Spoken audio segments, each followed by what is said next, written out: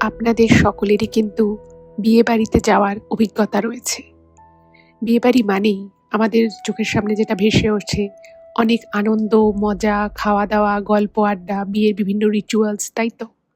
কিন্তু এমন কোনো বিয়ে বাড়ির কথা কি আপনারা শুনেছেন যেখানে না কোনো ঠিকঠাক খাওয়া দাওয়া রয়েছে, না সেখানে কোনো আনন্দ রয়েছে, মজা রয়েছে, শুধু কান্না, ভয় আর প্রতি মুহূর্তে কি অঘটন ঘটে যায় সেরকম একটা প্রহর গোনা? এইরকম কোনো বিয়ে বাড়ির কথা কি আপনারা শুনেছেন? শোনেননি তো? তা আমি বলছি আজকের এই ঘটনাটা শুনুন। আমি এই ঘটনাটা যখন প্রথম পড়ি, আমার কিন্তু মনে হয়েছিল যে এই যে ঘটনাটা আমি এখন পড়ছি সেটার পরিণতি কি হবে। এবং প্রথম যখন আমি ঘটনাটা পড়া শুরু করি, আমি কিন্তু ভাবতেও পারিনি যে শেষটা এরকম হতে পারে। তো এমন একটা বিয়েবাড়ির কথা আপনাদেরকে শোনাবো, যেখানে কোনো আনন্দ নেই, কোনো মজা নেই, কোনো ভালো খাওয়া-দাওয়া নেই। শুধুই রয়েছে দুঃখ, কষ্ট, চোখের জল আর প্রতি মুহূর্তে কিছু একটা খারাপ ঘটে যাওয়ার অশনি সংকেত। কেন এরকম হলো? কি জন্য এরকম হলো?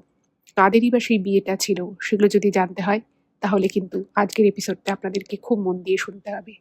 সেজন্য আমি রিকোয়েস্ট করব, কেউ কোথাও যাবেন না। প্রত্যেকে পুরো ঘটনাটা প্রথম থেকে শেষ অবধি শুনুন। আশা রাখছি আপনাদের খুব, খুব ভালো লাগবে। নমস্কার শ্রোতা বন্ধুরা, ভূত ভগবান চ্যানেলে আপনাদের সকলকে অনেক স্বাগত। আশা রাখছি সবাই খুব ভালো আছেন, আনন্দে আছেন, সুস্থ আছেন এবং ভূত ভগবান চ্যানেলের ঘটনা মন দিয়ে শুনছেন।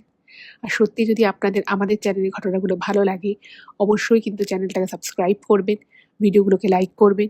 পুরো ঘটনাটা শোনার পরে আপনাদের কেমন লাগলো সেই মূল্যবান মতামত কিন্তু কমেন্ট করে জানাতে একদম ভুলবেন না।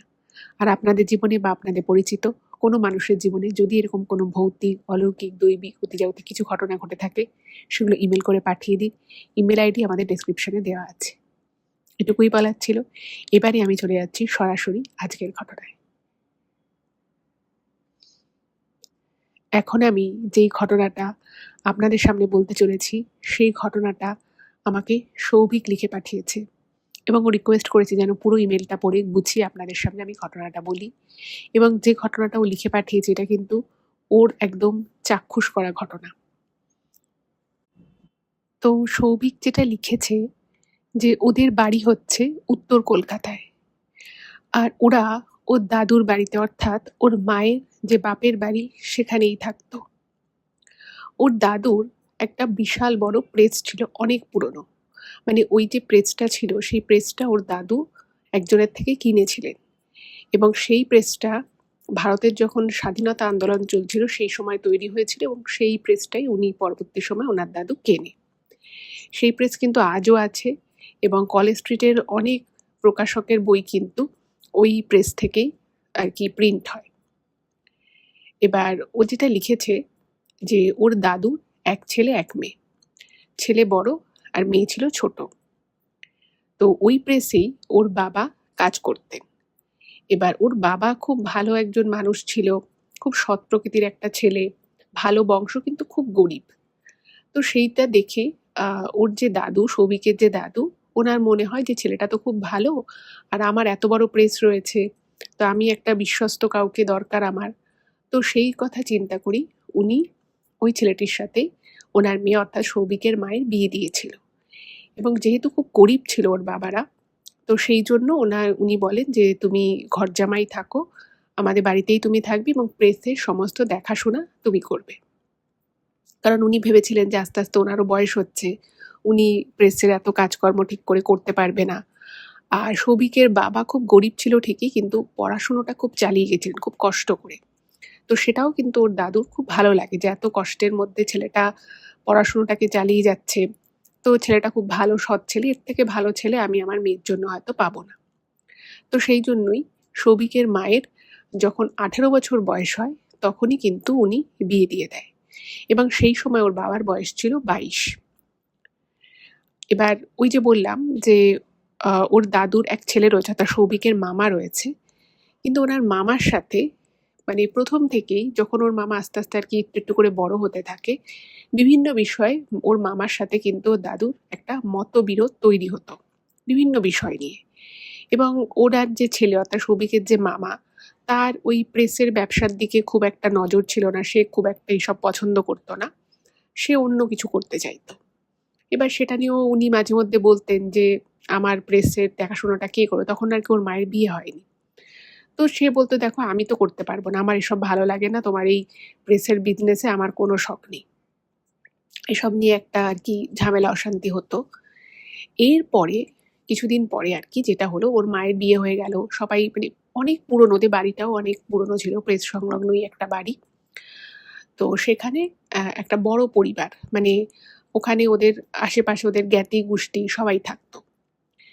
এবার যেটা হলো যে ওর যে মামা, সৌভিকের যে মামা, সেই মামার হঠাৎই একটা মেয়েকে পছন্দ হয়ে যায় এবং বাড়ির লোক বুঝতে পারে যে ছেলে যখন খুশি বাইরে বেরিয়ে যাচ্ছে, ছেলে মাঝে মধ্যে মিথ্যে কথা বলছে। এমনিতে ওর মামা একটা জায়গায় চাকরি করতো। তো বারবার জিজ্ঞেস করা হয় যে কি ব্যাপার, কেন মিথ্যে বলছে, কেন, কি দরকার, টাকা পয়সা চাইছে বাড়িতে। তো অনেক বলা কওয়ার পরে যেটা জানা যায় যে সে একটি মেয়েকে ভালোবাসে এবং মেয়েটিও নাকি তাকে খুব ভালোবাসে। তো বাড়িতে, এটা আমি অনেকদিন আগেকার কথা বলছি, এখন সৌভিকের বয়স হচ্ছে 22 বছর। তো ও এই মাস্টার ডিগ্রি কমপ্লিট করেছে, MA কমপ্লিট করেছে। তো মানে এই ঘটনাটা বুঝতেই পাচ্ছেন, ওর মায়ের জাস্ট বিয়ের পরপরকারই ঘটনা, ওরকমই ধরুন 23-24 বছর আগেকার ঘটনা। তো ওর মামা বলে, মানে বলতে চাইছিল না কিন্তু একটু হেজিটেশন নিয়েই কথাটা বলে যে আমি যে মেয়েটিকে ভালোবাসি সেই মেয়েটি কিন্তু মানে আমাদের সম্প্রদায়ের নয়, সেটি মুসলিম সম্প্রদায়ের একটি মেয়ে। এবার যে মুহূর্তে ওরা জানতে পারে যে মেয়েটি মুসলিম, তো তারা তখন বলে যে এটা কি করে সম্ভব, কারণ সমাজ আছে, পরিবার পরিজন আছে, কেউ তো ব্যাপারটা মেনে নেবে না। আর ওই যে বললাম প্রথম থেকেই কিন্তু সৌভিকের মামার সাথে সৌভিকের দাদুর কিন্তু অনেক ছোটোখাটো বিষয়ে খুব মতপার্থক্য হতো। তো উনি বলেন যে এটা তো সম্ভব নয়। এবার ওনার মামা তখন বলে যে না, এটা তোমাদের পক্ষে হয়তো মনে হচ্ছে সম্ভব নয়, কিন্তু আমরা একে অপরকে খুব ভালোবাসি, আমরা বিয়ে করব। তো বাড়িতে একটা বিশাল অশান্তি হলো। সৌভিকের যিনি দিদা ছিলেন তিনি ছেলেকে বোঝালেন যে দেখ এটা তো ঠিক না, আর এই বিষয়টা যদি হয় তাহলে কিন্তু সমাজে অনেক রকমের কথা উঠবে, আমাদেরকে নানান লোকে নানান কথাবার্তা বলবে, তোর বাবা এত কষ্ট করে প্রেসের ব্যবসাটা দাঁড় করিয়েছে, সেখানেও সমস্যা হতে পারে। তো বললো না না, ওরকম কিছু হবে না, এখন দিনকাল অনেক চেঞ্জ হয়ে গেছে, ওরকম কোনো অসুবিধে হবে না। এবার এদেরকে বলে কয়ে কোনো রকমে রাজি করানো হলো। এবার ওর মামা যখন মেয়েটিকে বলল যে তুমি তোমার বাড়িতে কথা বলো, তো মেয়েটিও তার বাড়িতে জানায়। কিন্তু সে যখন তাদের বাড়িতে ব্যাপারটা জানায় যে আমার একটা হিন্দু ছেলেকে পছন্দ হয়েছে এবং ওরা ব্রাহ্মণ ছিল, হিন্দু একটা ব্রাহ্মণ ছেলেকে পছন্দ হয়েছে, তারা তখন বলে দেয় যে না, আমাদের পুরো মানে পরিবারে এরকম কেউ কোনো ঘটনা ঘটায়নি, তুমিও কিন্তু এটা করতে পারবে না, আমরা কিন্তু এই বিয়েটা মেনে নেব না। এবং তুমি ভাবলে কি করে যে তোমাকে আমরা একটা অন্য জাতের ছেলের সাথে বিয়ে দেব, আমাদের একটা মান আছে, একটা সম্মান আছে, আমাদের সমাজে একটা পরিচয় আছে। মেয়েটির বাবা কিন্তু মানে মেয়েটির বাবার একটা বড় দোকান ছিল জামা কাপড়ের। তো উনি বলেন যে আমার একটা সম্মান আছে, আমাকে 5 জন মানুষ মান্যি অন্যি করে, তুমি যদি একটা এরকম হিন্দু ছেলেকে বিয়ে করো মুসলিম হয়ে, তাহলে আমাদের মান সম্মান কোথায় যাবে। তো মেয়েটি অনেক রকমভাবে বোঝানোর চেষ্টা করে, কিন্তু তারা বলে দেয় যে না, আমরা কোনোভাবেই মানব না, যদি তুমি এরপরে আরও জোর জবরদস্তি করো বা তোমার সেই প্রেমিক এসে যদি আমাদের বাড়িতে তোমার সাথে বিয়ের জন্য কোনো কথা বলতে আসে, তাহলে কিন্তু আমাদেরকে অন্য পথ ভাবতে হবে। এবার এটা নিয়ে একটা ঝামেলা অশান্তি হলো। এদিকে সৌভিকের মামা তো বাড়িতে জানিয়ে দিয়েছে সে বিয়ে করলে ওই মেয়েটিকেই বিয়ে করবে। তো এরকম অবস্থায় সৌভিকের দিদা তখন একাই মানে উনি ছেলের থেকে ঠিকানা জেনে মেয়েটিদের বাড়ি যায়। বাড়ি গিয়ে জানায় যে দেখুন, আপনাদের ছেলে মানে আমাদের ছেলে আর আপনাদের মেয়ে একে অপরকে খুব ভালোবাসে, আমরাও প্রথমে ব্যাপারটা মানতে চাইছিলাম না, কিন্তু পরে ভাবলাম যে ওরা যদি ভালো থাকে আমাদের আপত্তির তো কিছু নেই, তো আপনারা বিষয়টা মেনে নিন, আপনারা যেভাবে চাইবেন সেভাবেই আপনারা আপনাদের মানে মেয়েকে রাখতে পারবেন, কোনো অসুবিধে নেই। আমাদের বাড়িতে আমারও তো মেয়ে আছে, আমি বুঝি একজন মেয়ের বাবা মায়ের কীরকম মনের অবস্থা হতে পারে, তা আপনি একদম চিন্তা করবেন না, ওকে আমি আমার মেয়ের মতো করেই রাখবো। কিন্তু তারা বলে যে না, বিষয়টা সেটা নয়, আমরা আমাদের জাতের বাইরে আমরা কোনোভাবেই বিয়ে দিতে পারবো না, কারণ আমাদের মানে আর কি ওরা বলে যে ওদের নাকি পুরো জয়েন্ট ফ্যামিলি, তারপর ওদের ব্যবসা বাণিজ্য সবই নাকি পারিবারিক যৌথভাবে করা। বলছে যে আমাদের পরিবারে এরকম ঘটনা কেউ ঘটায়নি, আর আমরা এটা কোনোভাবেই মেনে নেব না। আপনি যত যাই বলুন, আপনি এখান থেকে বেরিয়ে যান, আমরা এসব শুনবো না। তো এরকম বলে অপমান করে বার করে দেয়। ওর মা কাঁদতে কাঁদতে বাড়িতে চলে আসে এবং বাড়িতে এসে ছেলেকে বোঝায় যে দেখ, এগুলো করিস না, এগুলো যদি তুই করিস তাহলে কিন্তু এর ফল ভালো হবে না। কারণ আমি এত ভালোভাবে ওদেরকে বোঝালাম, আমি এটাও বললাম যে আমাদেরও তো মেয়ে আছে, আমরা আমার মেয়েকে যেভাবে ঘরে রেখেছি, বিয়ের পরে ঘর জামাই রেখেছি, আপনাদের মেয়েকেও সেভাবেই রাখবো, ভালোবেসে রাখবো, ওর যা মনে হয় ও সেটাই করবে। কিন্তু ওরা কোনোভাবেই কোনো কথা শুনবে না, ওরা ওদের মেয়েকে তোর সাথে বিয়ে দেবে না। এবার ওর মামা তো মানে একদম পাগল হয়ে আছে মেয়েটির প্রেমে, বলছে না, এটা তো হতে পারে না, ও আমাকে বলেছিল সম্পর্কের শুরুতে যে ওর বাড়ির লোককে মানিয়ে নেবে, ওর বাড়ির একমাত্র মেয়ে, ও যা বলবে ওর বাবা মা তাই করবে। কিন্তু বাস্তবে সেরকম কিন্তু কিছু হলো না। মেয়েটি ছেলেটিকে জানিয়ে দেয়, মানে ওর মামাকে জানিয়ে দেয় যে দেখো, আমি আমার বাড়িতে অনেক চেষ্টা করলাম মানানোর, কিন্তু ওরা মানবে না। এবার এই টানাপোড়েন এত বেশি চলতে থাকে, এত বেশি বিষয়টা গাড়িয়ে যায় যে মেয়েটার প্রায় অন্যত্র বিয়ে ঠিক হয়ে গেছে, এরকম একটা অবস্থা। এবার সৌভিকের মামা যখন বিষয়টা জানতে পারে যে তার সেই প্রেমিক আর অন্য কোথাও বিবাহ স্থির হয়ে যাচ্ছে, সে কিন্তু ব্যাপারটা মেনে নিতে পারে না, একদম মেনে নিতে পারে না, এবং সে একটা অঘটন ঘটিয়ে বসে। সে বাড়িতে কিছু একটা জিনিস ছিল পরিষ্কার করার, কিছু একটা ক্লিনিং ম্যাটেরিয়াল কিছু একটা ছিল, এবং সে সেটা খায়। খাওয়ার পরে বুঝতেই পারছেন তীব্র অসুস্থ হয়ে পড়ে, তাকে সঙ্গে সঙ্গে হাসপাতালে নিয়ে যাওয়া হয়। কিন্তু যতক্ষণে নিয়ে যাওয়া হয়েছে ততক্ষণে সব শেষ হয়ে গেছে। এবং বাড়ির লোকেরা এই পুরো বিষয়টা এতটাই শকড হয়ে যায় যে মেয়েটিকে ভালোবাসতো তাদের ছেলে, সেটা ঠিক ছিল, কিন্তু তাই বলে সে তার নিজের জীবনটাই শেষ করে দেবে, এটা না তারা স্বপ্নেও কল্পনা করতে পারেনি। তারা ভাবছে যে আমাদের ছেলেটা চোখের সামনে দিয়ে চলে গেল শুধুমাত্র মেয়েটার সাথে বিয়ে হতে পারলো না সেই জন্য। আর মেয়ের বাড়ির লোকও যদি রাজি হয়ে যেত, যদি বিয়েটা দিয়েই দিত, তাতেই বা কি সমস্যা হতো? ওরা যদি বলতো যে আমার ছেলেকে ওরা নিজেদের কাছে রাখবে, নিজেদের বাড়িতে রাখবে, আমরা তাতেও তো রাজি হয়ে যেতাম, তাতেও হয়তো আমরা মানে বাধা দিতাম না, আমার ছেলেটা তো অ্যাটলিস্ট বেঁচে তো থাকতো। এবার এরা তো সমস্ত মিটিয়ে ফিটিয়ে ওদের বাড়ির সামনে যায়, মেয়েটার বাড়ির সামনে গিয়ে প্রচুর কথাবার্তা বলে। আর যদিও আর এসব বলে তো আর কোনো লাভ ছিল, যার যাওয়া সে তো চলেই আছে। এবার মেয়েটা এই বিষয়ে কিছু জানতো না। এবার এদের বাড়ির লোক মানে সৌভিকের দাদু দিদা এরা যখন গিয়ে মেয়েটিদের বাড়ির সামনে গিয়ে এই সমস্ত চিৎকার চেঁচামেচি করে বলে, তখন তাদের তো প্রচণ্ড রাগ। তারা তো প্রথমে বিষয়টা অস্বীকার করে, বলে না না, আমাদের মেয়ের সাথে তো এরকম ছেলের কোনো যোগাযোগই ছিল না, আপনারা কি উল্টোপাল্টা বলছেন।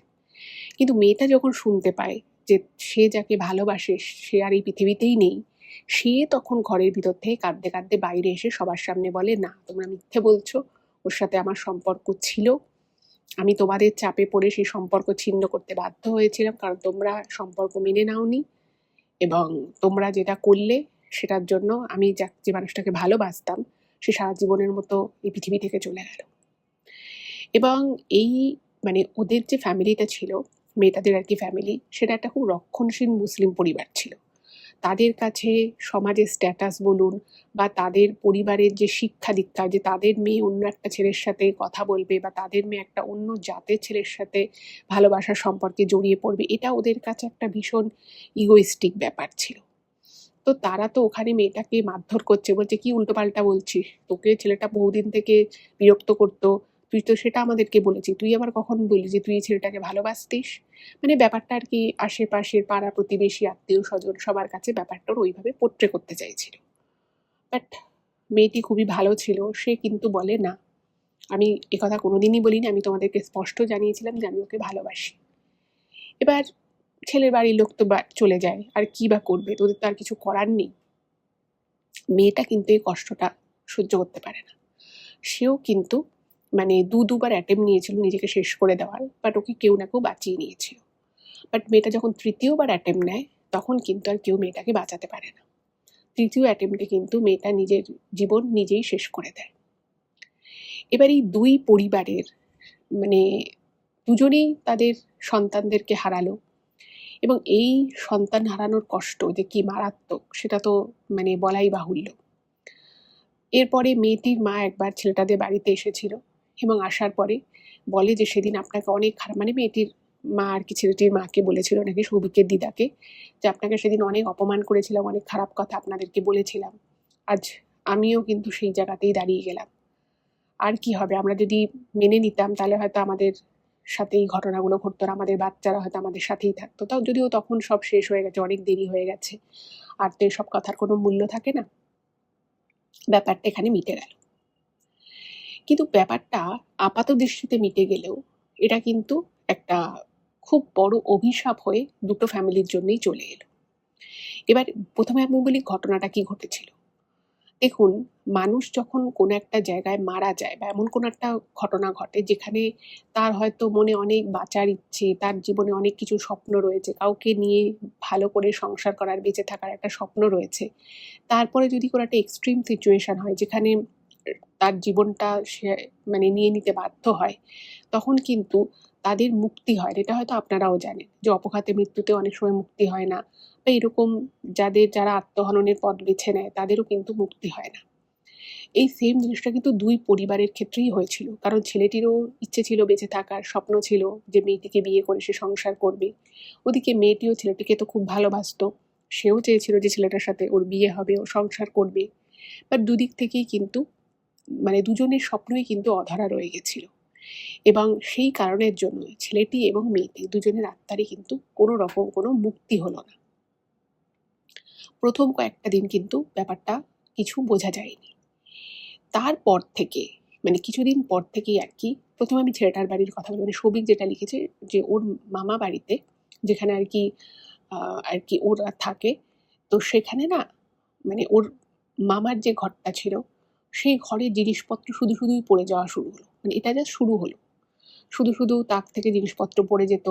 ওর মামার জামা কাপড়গুলো অগোছালো হয়ে থাকতো, মানে জিনিসপত্রগুলো কিরকম মনে হতো যেন কাঁপছে, ঘরের ভিতর থেকে রাতের বেলা ধুপধাপ করে জিনিসপত্র পড়ে যাওয়ার আওয়াজ এগুলো আসতো। এবার মোটামুটি সবাই একটু আন্দাজ করছিল যে কিছু তো একটা ভুল হচ্ছে, কিছু তো একটা গন্ডগোল হচ্ছে, কিন্তু ওইভাবে তো আর কিছু বোঝা যায় না প্রথম দিকে। ভেবেছে হয়তো যে ঠিক আছে কিছু একটা কারণে হয়তো এগুলো ঘটছে। কিন্তু এর কিছুদিন পর থেকে যেটা হলো সেটা হচ্ছে যে ওর মামার যে ঘরটা ছিল সেই ঘরে কেউ যদি ঢুকতো বা কিছু কাজের জন্য আসতো, তার না মানে সেটা বেশিক্ষণ ওই ঘরে থাকতে পারতো না। তার মনে হতো যেন তার সারা গা জ্বালা করছে। ইভেন সৌভিকের মাও যদি ওই ঘরে ঢুকতো, ওর মায়ের গা হাত পা পুরো জ্বালা জ্বালা করতো, মানে চুলকোতো, প্রচণ্ড জোরে চুলকোতো, বা মানে পুরো মনে হচ্ছে কোনো কিছু ছ্যাঁকা লাগছে এরকম। তো ওরা ভাবলো যে ঠিক আছে ঘরটা বন্ধ রাখা হবে, যেহেতু মারা গেছে এরকম একজনকে ঠাকুরমশাইকে বলা হয়, তো সেই ঠাকুরমশাই একটা নাকি জিনিস দিয়েছিল, সে বলেছিল আপনি ঘরটায় রেখে দিন, আর আপনার ছেলের তো বলা যেতে পারে অপঘাতেই মারা গেছে, আত্মহনন তো আর স্বাভাবিক মৃত্যু নয়, তো আপনারা এটা রেখে দিন, কিছুদিন পরে ঠিক হয়ে যাবে। তো এরপরে সৌভিকের জন্ম হয়, এবং ৩-৪ বছর ধরে কিন্তু এই ঘরটা পুরো বন্ধ পড়েছিল। এবং এই ঘটনার পর থেকে কিন্তু ওই ছেলেটির বাড়ির সাথে মেয়েটির বাড়ির আর কোনোদিনও কখনো কোনো যোগাযোগ হয়নি। কিন্তু ওই বাড়িতেও মানে ওই মেয়েটির বাড়িতেও কিন্তু নানান বিষয় ঘটতে থাকে। মেয়েটির বাড়িতে যেটা হতো যে মেয়েটির যে জামা কাপড় বলুন বা মেয়েটির যে পছন্দের যা জিনিসপত্র ছিল, সাজার জিনিস বা আরও নানান জিনিসপত্র, সেগুলো না খুব ওলটপালট হয়ে থাকতো যেখানে রাখা থাকতো। এবং মেয়েটির মা নাকি রোজ দেখতো যে মেয়েটি ওদের যে রান্নাঘরটা ছিল, রান্নাঘরে পিঁড়ির উপরে উপুড় হয়ে বসে আছে, ও মেয়েটা ওইভাবে রান্না করতো। মেয়েটির মা নাকি অনেকবার এরকম দেখেছে। এবার ওদের যে ধর্মমতে ওরা একজনকে ডেকে নিয়ে আসে, ওদের ওই যেখানে আর কি মসজিদ আছে সেই মসজিদ থেকে একজন ইমামকে ডেকে নিয়ে আসে এবং সমস্ত ঘটনাটা বলে। তো সে বলে যে ঠিক আছে আমি একটা তাবিজ দিচ্ছি, তাবিজ আপনারাও রেখে দিন, মানে এগুলো খুব স্বাভাবিক ঘটনা নয় ঠিকই, কিন্তু মেয়েটি যেভাবে মারা গেছে তাতে ওর আত্মা হয়তো এভাবেই ঘরের মধ্যে রয়েছে, তো ঠিক হয়ে যাবে এটা বলে। এর মধ্যে ৩-৪ বছরও কেটে যায়, এবং এই ৩-৪-৫ বছরে ওর মামার ঘরে কেউ গেলেই ওরকম বললাম জিনিসপত্র পড়ে যেত, ঘরে ঢুকলে কারোর হাত পা ভীষণ জ্বালা যন্ত্রণা করতো, এগুলো হচ্ছিল। এবং ওর মা মানে ওর মামার চলে যাওয়াটা অবশ্যই ওর দিদা, দাদু সবার কাছেই একটা ভীষণ কষ্টের জায়গা ছিল। দিদা তো ওর মামা চলে যাওয়ার ২-৩ বছর পরে মারাও যায়। তো ওর যে দাদু, সেই দাদু কিন্তু খুব কষ্ট পেতেন। ভাবতেন যে ইস! আমার ছেলেটার সাথে ছোটবেলা থেকেই আমার অনেক মতপার্থক্য হতো। কিন্তু মানে সবকিছু যে এভাবে শেষ হয়ে যাবে হঠাৎ করে এটা আমি সত্যি স্বপ্নেও ভাবতে পারিনি। তো তখন এই সৌভিকের যখন বয়স ওই ৪.৫-৫ বছর, হঠাৎ যেটা হলো সেটা হচ্ছে যে ওর মা মানে সৌভিকের মা হঠাৎই একদিন একটা স্বপ্ন দেখলেন এবং স্বপ্নে উনি ওনার ভাইকে দেখলেন। সৌভিকের মামাকে দেখলেন এবং সেই স্বপ্নে নাকি ওর মাকে ওর মামা বলছে যে, "আমি তো মুক্তি পাইইনি। আমি তো এখনো অতৃপ্ত হয়ে এদিক ওদিক ঘুরে বেড়াচ্ছি। কিন্তু আমার সবথেকে খারাপ লাগছে মানে ওনার সেই গার্লফ্রেন্ডের যে নাম ছিল বলছে ও খুব কষ্ট পাচ্ছে। ওর কষ্টটা আমি আর দেখতে পাচ্ছি না।" এবার ওর কষ্ট দেখতে পাচ্ছি না এই কথাটা যখন বলেছে তো তখন না ওর মায়ের ঘুমটা ভেঙে গেছে। খুব ভয় পেয়ে গেছে, ঘুমটা ভেঙে গেছে যে মারা গেছে প্রায় ৫-৫.৫ বছর হয়ে গেছে। তো হঠাৎ করেই ১ম বার স্বপ্ন দেখল এবং ওই ঘরের ভিতরে জিনিস পড়ে যাওয়া, কখনো, কখনো ওর মায়ের মনে হতো যে আ ওর মামার যে ঘরটা সেই ঘরের পাশ দিয়ে কেউ সরে গেল, কেউ হেঁটে চলে গেল। এগুলো কিন্তু এই ফিলিংস গুলো কিন্তু আসতো। বাট কোনোদিন এভাবে স্বপ্ন দেখেনি। বাট ওটাই ১ম বার ছিল যে ওর মা স্বপ্নে এরকম দেখল। এবার ওর মা তো ধড়পড়িয়ে ঘুম থেকে উঠেছে। ওঠার পরে সকালবেলা ওর বাবাকে কথাটা জানিয়েছে যে, "আমাকে আমি এরকম স্বপ্ন দেখেছি" এবং যথারীতি ওর দাদুকেও ব্যাপারটা বলে যে, "আমি এরকম দাদাকে স্বপ্নে দেখলাম এবং ওকে যে আমি এভাবে স্বপ্নে দেখব এটা আমি কোনোদিন ভাবিনি। ওর ঘরে গেলে একটা অদ্ভুত অস্বস্তি হয়। মনে হয় যেন দম বন্ধ হয়ে আসছে, শ্বাসকষ্ট হয়, গায়ে চুলকোয় বা হাত পা জ্বালা করে। এইগুলো ছিল। কিন্তু এরকমভাবে কখনো স্বপ্ন দেখিনি।" এবং ওই স্বপ্নটা দেখার পর থেকেই কিন্তু প্রত্যেকদিন সন্ধ্যের পরে ঠুকঠাক আওয়াজ হতো। এবং সৌভিক যেটা লিখেছে ওর নিজেরও মনে আছে যে তখন ওর ৫ বছর বয়স, ওর ৫ বছরের জন্মদিন ছিল এবং ও মানে ৫ বছরের জন্মদিন মোটামুটি একটা ছোট করে বাড়িতে অনুষ্ঠানের আয়োজন করা হয়েছিল। মানে ওটাই আরকি ওর অন্নপ্রাশনের পরে একটা ১ম কোনো অনুষ্ঠান হয়েছে। তো ও নাকি ওই মোমবাতি নিভানোর আগেই কোনো হাওয়া বাতাস কিছু ছাড়াই নাকি মোমবাতিগুলো নিভে গেছিল। এবং সেই সময় ঘরে কোনো হাওয়া ছিল না। তা সত্ত্বেও নাকি সকলেই দেখে যে পর্দাগুলো নড়ছে। মানে প্রচণ্ড হাওয়া দিলে যেরকমভাবে পর্দা নড়ে জানলার সেরকমভাবে নাকি নড়ছিল। তো এরকম ঘটনা বারংবার ঘটতে থাকে। ওর দাদু তো বিষয়টা শুনে খুব মানে মূর্ছে পড়েন যে কী হলো ব্যাপারটা? আমার ছেলেটা কি এখনো শান্তি পায়নি? তো আবার একজন ঠাকুরমশাইয়ের সাথে কথা বলা হলো। তো তিনি বললেন যে, "ঠিক আছে একটা কাজ করা যেতে পারে। ওর শ্রাদ্ধের কাজটা আরেকবার করা যেতে পারে। বা ওর নামে একটা কোনো ভালো বড় তীর্থস্থানে গিয়ে, কোনো একটা পুণ্য স্থানে গিয়ে ওর নামে একটা পুজো দিয়ে আসতে হবে।" তো ওর দাদু সেটাও করলেন। কিন্তু সেটা করার পরেও ঘরের এই ব্যাপারগুলো কিন্তু মিটল না। এবং এই ঘটনার প্রায় আরও দিন ২৫ পরে ওর মা আবার একটা স্বপ্ন দেখলেন।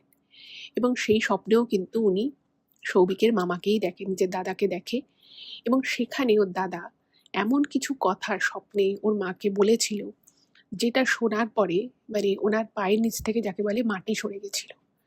এবং জানেন তো একটা স্বপ্ন যখন মানুষ দেখে তো তখন ১ম এই তো সেটাকে মানুষ সত্যি বলে মেনে নেবে না, কারণ সেটা একটা স্বপ্ন।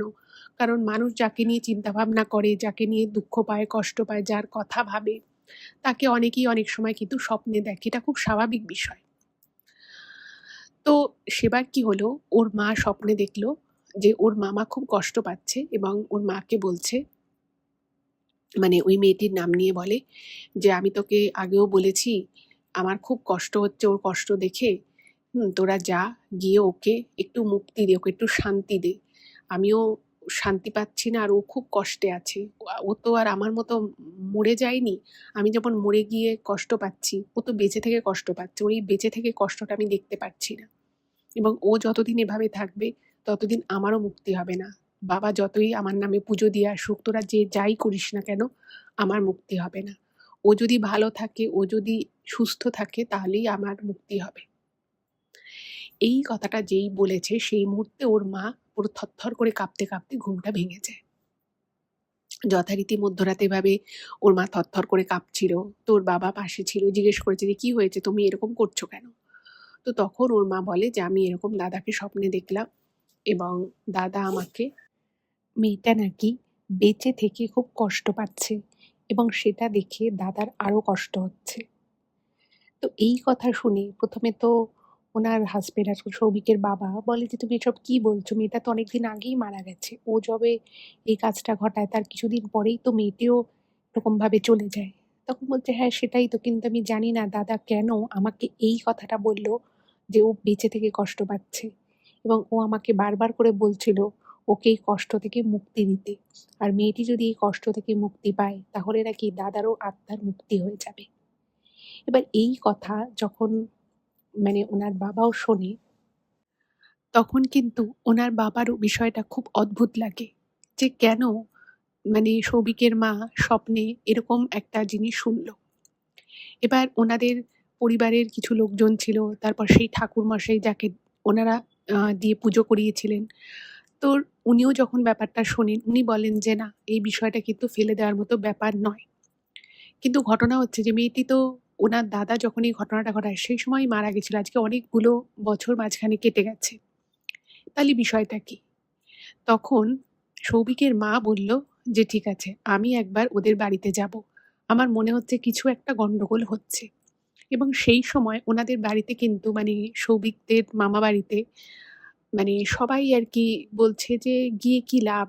ওই পরিবার আমাদের সাথে তো আর কোনো সম্পর্ক নেই। যে সম্পর্ক ছিল, যাদের জন্য সম্পর্ক সূত্রপাত হয়েছিল তারাই আর বেঁচে নেই। সেখানে গিয়ে কি হবে?"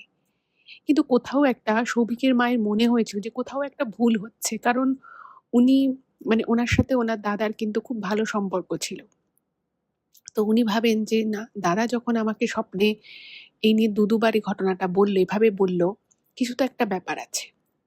তো যথারীতি ওর মা ওখানে যায়, ওই মেয়েটিদের বাড়িতে যায়। ওদের বাড়িও কিন্তু কলকাতাতেই। তো যায় এবং গিয়ে ওদের বাড়িতে একজনের সাথে কথা বলতে চায়। কিন্তু সেই সময় বাড়িতে কেউ কথা বলতে চায় না। চিনতেও পারেনি। বলেছে, "না, সবাই দোকানে গেছে বাড়ির লোকেরা।"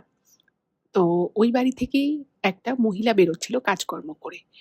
তো ওই মহিলাকে না ওর মা কি মনে হয়েছে জিজ্ঞেস করেছে। মেয়েটির নাম ধরেই জিজ্ঞেস করেছে। বলছে যে, "ওকে একটু দেখে দেবেন?" তো মহিলাটা কিরকম একটু ভ্যাবাচ্যাকা হয়ে তাকিয়েছে। তখন বলছে, "আপনি কে? কে বলুন তো?" তখন ওর মা বলে যে, "আমি তো ওর অনেক পুরনো বান্ধবী। আমার সাথে ওর বহুদিন যোগাযোগ ছিল না। তো আমি এসছি। তো ভাবলাম যে ওর বাড়িতে একবার যাই। আমাকে তো এখানে কেউ চিনতে পারেনি। আমি বাড়িতেও একজনের সাথে কথা বলার চেষ্টা করলাম। তো তারা তো আমার সাথে কথা বলল না। আর ওর কথাও কিছু বলল না। ও কেমন আছে? ওর সাথে আমার বিগত ৭-৮ বছর ধরে কোনো যোগাযোগ হয়নি।" তো তখন ওই মাসি বলল যে, "ও আছে। ও খুব অসুস্থ। ওর সাথে কেউ দেখা করতে পারে না। আমি ওর ঘরে শুধু যাই। আমি তো এই বাড়িতে কাজ করি। ওর ঘরটা গিয়ে আমি কোনো রকমে একটু মুছে দিয়ে আসি।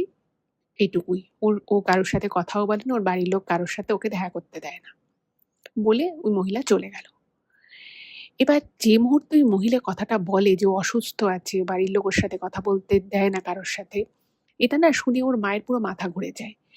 যে তার মানে ও বেঁচে আছে। অথচ ওই মেয়েটির মা ওদের বাড়িতে এসে কিন্তু ঘটনাটা বলে গেছিল যে মেয়েটা নাকি এরকম একটা ঘটনা ঘটিয়েছে। ওদের বাড়িতেও নাকি অনেক বিভিন্ন রকমের ঘটনা ঘটছিল। ওরা একজন মসজিদ থেকে একজন ইমামকে ডেকে সবকিছু ঠিকঠাক করিয়েছে, কান্নাকাটি করেছিল। তো ভাবছে যে এই মহিলা যে কাজ করে বেরোলো সে কি আদৌ আমার কথাটা বুঝতে পেরেছে? আমি যে মেয়েটার খোঁজ করলাম, আমি যে নামটা বললাম, আমি কার কথা বলছি ও আদৌ বুঝতে পেরেছে? তখন ভাবছে যে না বুঝতে পারলে বলল কি করে? আবার বলছে যে কারোর সাথে কথা বলে না, কারোর সাথে বাড়ির লোক দেখা করতে দেয় না। এটাই বা কেন হবে? বাড়িতে এরকম কি ব্যাপার? এবার ঘটনা হচ্ছে ওই মেয়েটারা কিন্তু ৬ ভাই-বোন ছিল। ৪ টে ভাই আর ২ বোন। তো ভাবছে যে অন্য বোনের কথা বলেনি তো? ওনার না ব্যাপারটা পুরো গুলিয়ে যায়। তো তখন উনি ভাবলো যে না, আমাকে বিষয়টা ভালো করে জানতে হবে। তো ওখানেরই পাশে একটা ছোট্ট দোকান ছিল। ছোট আরকি একটা মুদি দোকান। তো ওর মা ওখান থেকে ২-১ টা জিনিস কেনে, ইচ্ছে করেই কেনে এবং কিনে কথায়, কথায় জিজ্ঞেস করে। একটা মহিলা আর একটা লোক দুজনেই ছিল। তো বলছে যে, "আমি আসলে এই বাড়ির" মেয়েটির নাম করে বলে যে ওর বান্ধবী, বহুকাল ওর সাথে দেখা হয় না। আমার অনেক দূরে বিয়ে হয়ে গেছিল। তো ওর বাড়ি তো এটাই। তখন বলছে, "হ্যাঁ, ওর বাড়ি এটাই। কিন্তু ওর সাথে কেউ দেখা করতে পারে না। কারোর সাথেও কারোর সাথেই ওর বাড়ির লোক ওকে দেখা করতে দেয় না। ও নাকি এতটাই অসুস্থ, ওর নাকি কিছু অসুবিধে আছে।" এবার তখন সৌভিকের মা বুঝতে পারে যে দুটো মানুষ একই কথা যখন বলছে তার মানে এটা ভুল বলছে না। তো তখন ওর মা একটা জিনিস বুঝে গেল যে মেয়েটির সম্পর্কে যেটা ওর মা এসে বলে গেছিল যে মেয়েটি নাকি আত্মহনন করেছে, সেটা ভুল কথা, এরকম কোনো ঘটনা ঘটেইনি। তো ওর মা ওখান থেকে বাড়ি চলে আসে এবং বাড়ি চলে এসে ওর দাদুকে, ওনার স্বামীকে সব কথা জানায়। তো তখন বাড়ির লোক বুঝতে পারছে যে কিছু তো একটা ব্যাপার হয়েছে, এবং এরপর থেকে কিন্তু ওর মা প্রায়শই স্বপ্ন দেখা শুরু করলো যে ওর দাদা, মানে ওর মামা আর কি, সৌভিকের মামা বারবার স্বপ্নে এসে ওর মাকে বলতে লাগলো যে ওকে ওকে ও খুব কষ্টে আছে, ওকে উদ্ধার কর। এবার কি করবে কি করবে, তো তখন একদিন ঠিক করলো যে সবাই মিলে বা কয়েকজনকে মিলে ওরা মেয়েটার বাড়ি যাবে এবং বাড়িতে গিয়ে কথা বলবে যে কেন ওদেরকে এত বছর মিথ্যে কথা বলা হয়েছিল। তো প্রথমে ওরা যায়, ওর বাবা মা, ওর দাদু, আরো কয়েকজন যায় এবং গিয়ে ওর ওর যে মেয়েটির যে বাবা ছিল তার সাথে কথা বলতে চায়। তো তিনি তো প্রথমে কোনো কথা বলবেই না, মুখের উপর দরজা বন্ধ করে দিচ্ছে, বলছে কেন এসছেন আপনারা। তো তারপরে যখন একটু চাপ দেওয়া হয়, জোর জবরদস্তি করা হয়, তখন উনি ঘরে ঢুকতে দেয় এবং তারপরে বলে যে আপনারা কেন মিথ্যে কথা বলেছেন। তো তখন উনি বলছেন যে আমরা বাধ্য হয়ে মিথ্যে কথাটা বলেছি, আসলে মানে আপনাদের বাড়ির ছেলের সাথে যে আমাদের বাড়ির মেয়ের একটা ভালোবাসার সম্পর্ক তৈরি হয়েছিল, এটা আপনারা যখন বাড়ির সামনে এসে সব চিৎকার চেঁচামেচি করে বলেছিল, তখন আশেপাশের আমাদের অনেক আত্মীয় স্বজন অনেকে শুনেছিল, এবং আপনারা চলে যাওয়ার পরে তারা আমাদেরকে অনেক খারাপ খারাপ কথা বলে, এবং যেহেতু আমরা আমাদের পারিবারিক যৌথ ব্যবসা, তো সেক্ষেত্রেও একটা প্রভাব পড়ে। তো তখন আমাদের সবাই বলে যে এই মেয়ে যে পরিবারের সম্মানের কথা ভাবে না, পরিবারের শিক্ষার কথা ভাবে না।